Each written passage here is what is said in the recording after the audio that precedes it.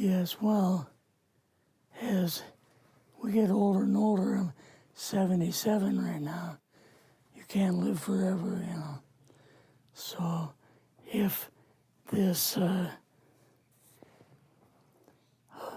procedure I'm going to have to clean the blood doesn't work, then I've got probably a few more months to make it before my kidneys shut down, you know.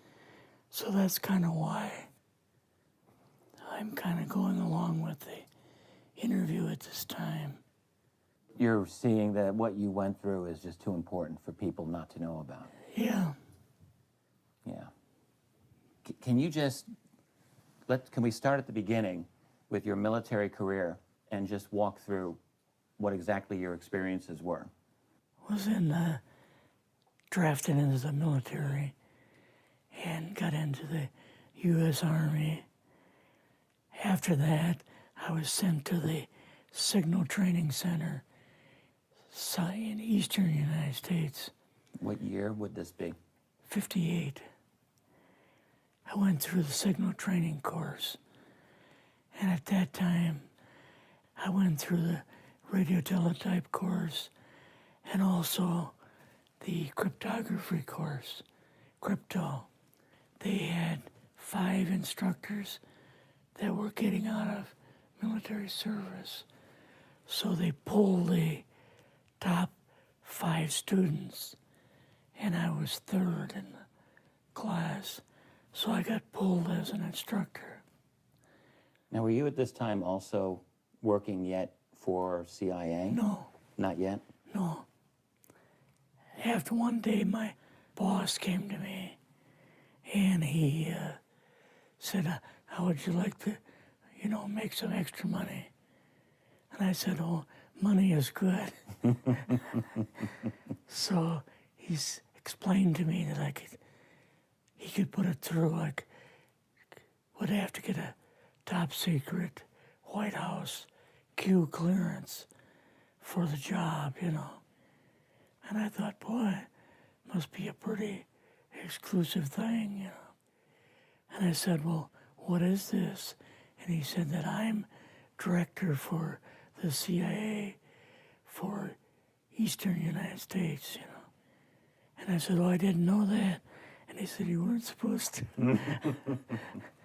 After about 6 weeks, my security clearance came through, and I got my CIA card.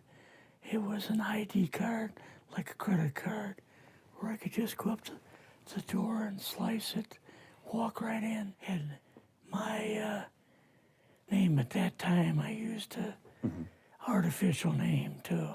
Never used my real name. I started working with him on the project he was on.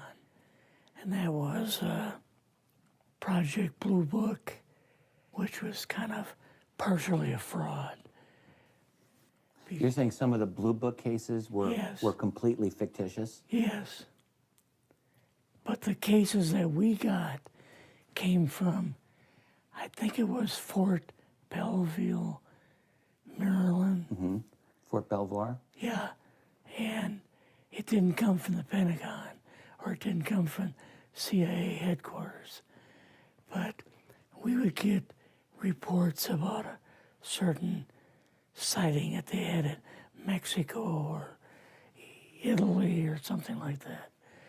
And then we had people that would follow through on it, that would go out and interview the people to see if they were nutcases or if it was real, So they'd be going overseas frequently? Yeah, I wasn't, but I always stayed statewide. But the people we had working with us from the CIA would do that. We would get like a new report probably a couple times a week. I was coming into the Army fresh off the farm, so I really didn't have much knowledge of anything, but my boss filled me in on Project Blue Book and what they had found so far. as far as Greys and aliens and the Roswell incident. How did you feel when this first got dumped on you? When you first learned about this? I was just kind of overwhelmed with all of this, you know. And I said to him, I don't know if I'm going to be able to be a judge of this type of thing. What's real, what's not, when I don't have much knowledge of it, you know. So... What did he say? He said, well, we have to build the information as we go, and you'll see how this thing is working out. And then the other thing is, of course, you really weren't able to tell family or close friends, obviously. No, I couldn't tell anybody. In fact, I had to take a vow that I wouldn't tell anybody. A lot of it for 40 years, and more of it for 50 years, which is up in 2010. You're doing all this crypto work, you're looking at images, photographs, video. It's 1958, maybe the fall of 58. What happened after this? At that time, the Project Blue Book thing kind of went pot, you know. If you remember, back in those days, they kind of declared it as a nothing, you know. Mm-hmm. Right. And they were telling the world all UFOs are misidentifications, hoaxes, balloons, psychological issues, whatever. Yes. Yeah. So my boss came to me and he says, we've both got a new assignment. And he says, oh, I said, where are we going? Oh, he says, we're going to the Capitol.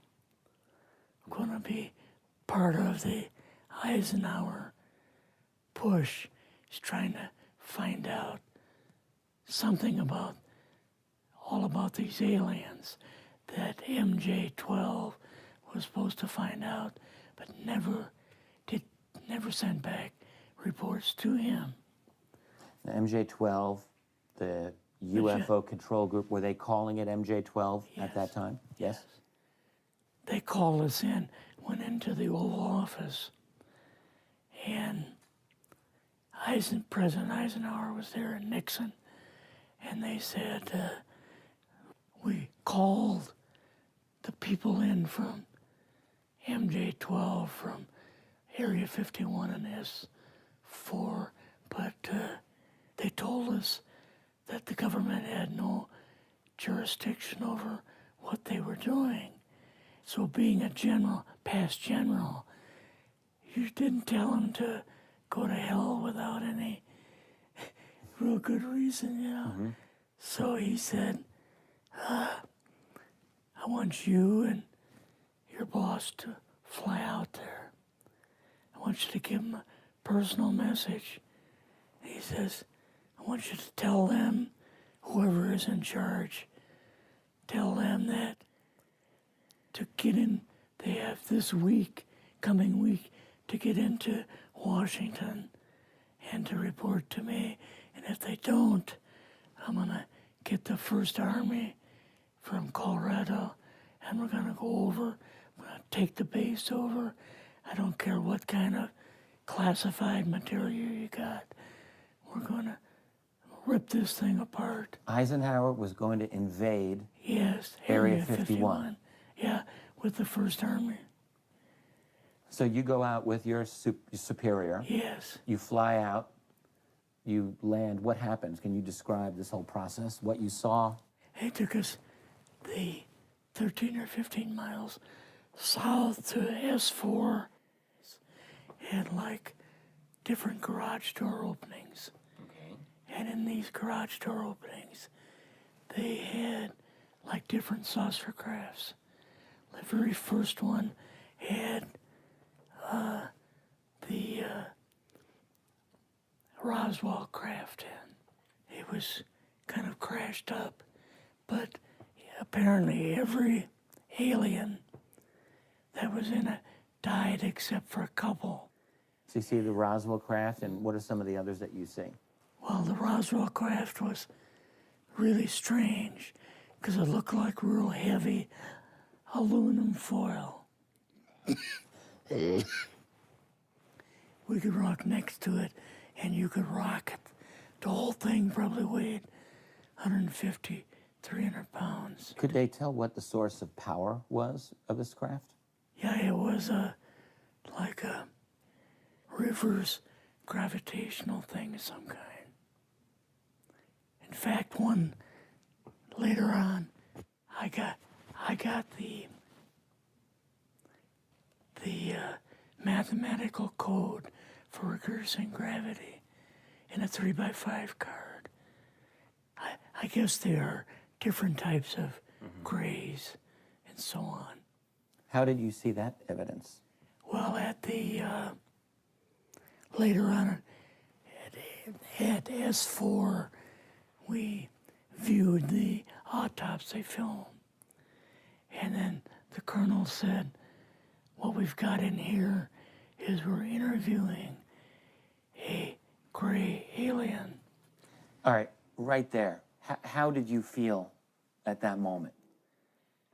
Well, I thought, boy, we had no idea we were going to see the real thing. All we saw was film. You had to have a little bit of heart racing at that Yes. moment. My boss was able to go in and had like a partial interview with him. So what did this gray alien look like? Could you describe him a little bit? This one looked a little bit oriental. So I'm just wondering if it looked almost human, what about this didn't look human? No, it didn't look human as far as the skin tone and basically the shape of it and the size. How was its head size compared with a normal human, for example? Brain was kind of a little bit bigger. And some of the nose was very, very small. And the ears were just like holes. Mouth was very small. Now, why were they bringing you out here at all, anyway, to see an alien? What was the point? To go back and tell the president they actually had one. So he did not know at this point No, if there was an alien at S4. no. What did you do then at Area? Were you done, or did you have other things to do with Yeah, so S4? basically we were kind of done, went back to Area 51. They took us into the main building, and there we saw a U-2, which of course we didn't know existed. And a model of the SR-71. Yeah, the Blackbird. So, but like I mentioned earlier, it was not a model of the current Blackbird, but It's later an earlier Blackbird, version. but an early version. Did you go directly to Washington after this? Yes. Or did you go somewhere else? How did they get, did you fly regular airline or? We flew back to the commuter plane back to the air base, and then took President Eisenhower's Lockheed Electra back to Washington. You and your supervisor, Yeah. superior officer, and now you're meeting with the president? Yes. Can you describe this? Well, we met with him in, the second story of the old OSS warehouse building. And Eisenhower and Nixon were there, and also Hoover was there. So he asked us what was going on, and we told him about the alien, the whole situation, and the black projects and so on. And he was just totally shocked. He appeared for the first time to be worried. You know, like he was worried. I would think that Eisenhower would, I mean, he certainly knew that flying saucers were real. Yes. He knew that there were aliens. So I guess I'm just wondering, what would he have been, really surprised about? Surprised about the black programs. Eisenhower said, got to keep this thing completely secret. You know, can't talk about this. Your actual name is, I mean, the name you grew up with, that was a different name than what you Yes. had in the... I never used it in the CIA at all. Now, what about today? You're going on the public record, and this is still sensitive information, even though earlier you talked about, you know, security oaths that maybe expire after a certain period of time. 50 years.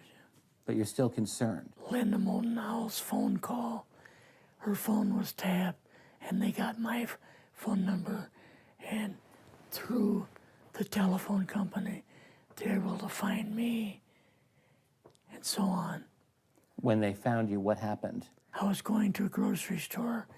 Two guys in a black suits come out of a black Lincoln town car and came over to see me. And they told me that I better not publish anything or talk to Linda about any more things.